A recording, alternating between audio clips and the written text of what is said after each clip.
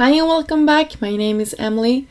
In this video I will be creating a card using the new Up Up Away stamp set from Trinity stamps. It also has coordinating dies that I will be using today. I will be using the clouds and the large gnome here.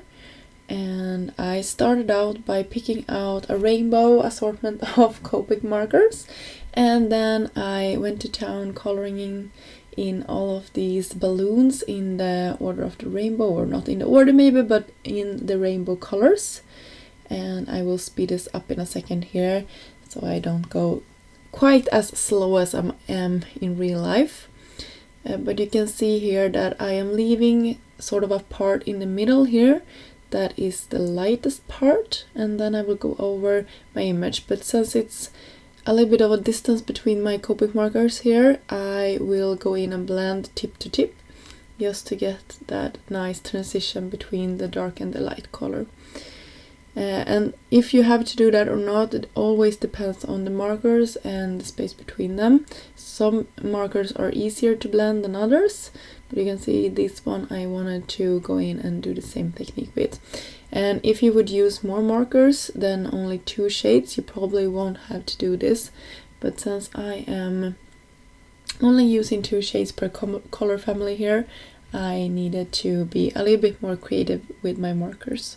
So that is a tip if you want to stretch your supply and don't buy all of the markers. You can always do this technique and you can get a really nice transition between the colors even though you don't have all the markers. So after coloring in the balloon, I also went in and colored in my gnome and the hat here. And I'm going really slow, but I will speed it up in a second here. You can see I'm fading from the outer part to the inner part just to get a good transition here also, since I'm using 2 markers, and I wanted that sort of a feathered look on the hat, so it gives the hat a little bit more of a movement. And for the parts that I would like to be white, I'm always going in with some gray just to give them some shades. And this is my best trick for getting your images to look a little bit better, and that is just going in with a white gel pen and highlighting some parts. My recommendation is to do this after you have done any glittering or stuff like that, just because for some reason, I don't know why, but this white Sakura white gel pen doesn't like the glitter pens that I'm using.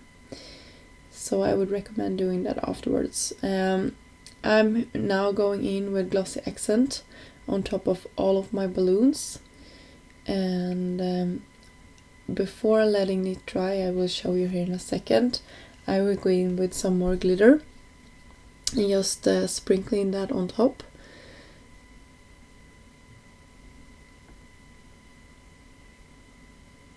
So this is really easy, it goes on super fast.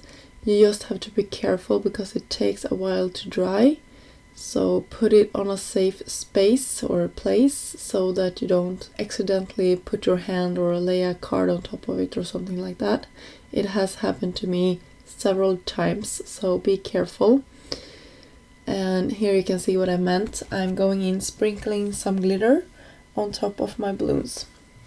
And then when I was happy with my image here, I let that dry and then I will start working on our background.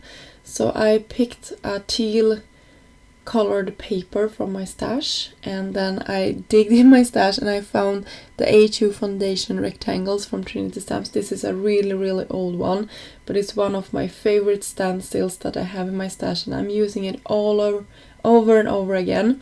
And if you don't have this, I don't think it's discontinued yet, but I would pick it up if you don't have it, because I don't know for how long it will be in stock. But it's amazing stencil, and as I said, this is one of my most used and loved stencils or product in my stash.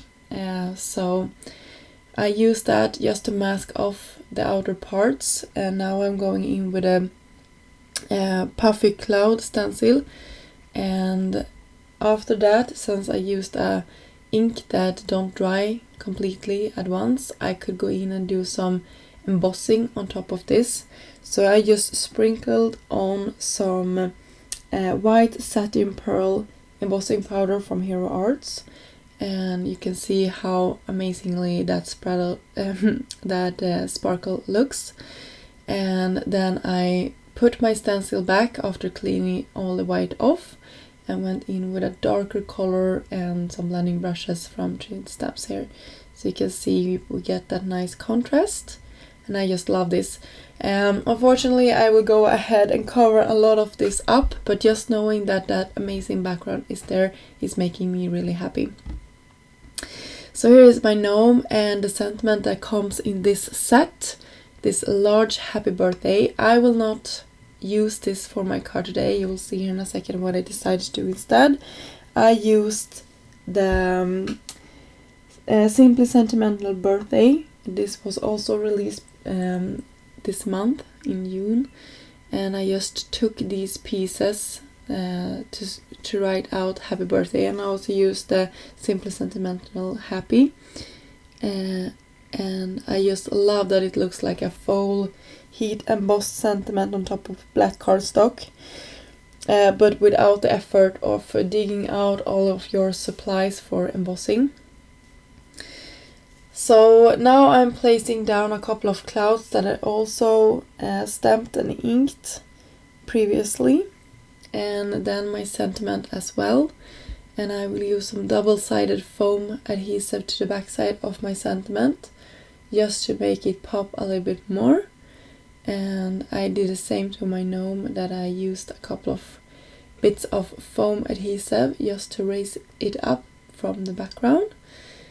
And now I will go in and adhere this to my card base, a standard A2 sized card front panel, and I'm using liquid glue for that.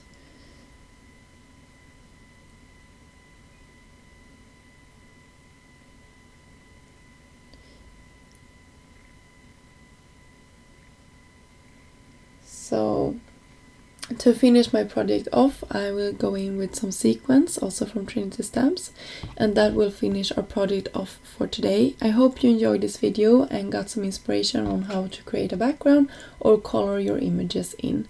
Until next time, I hope you have a great day. Bye!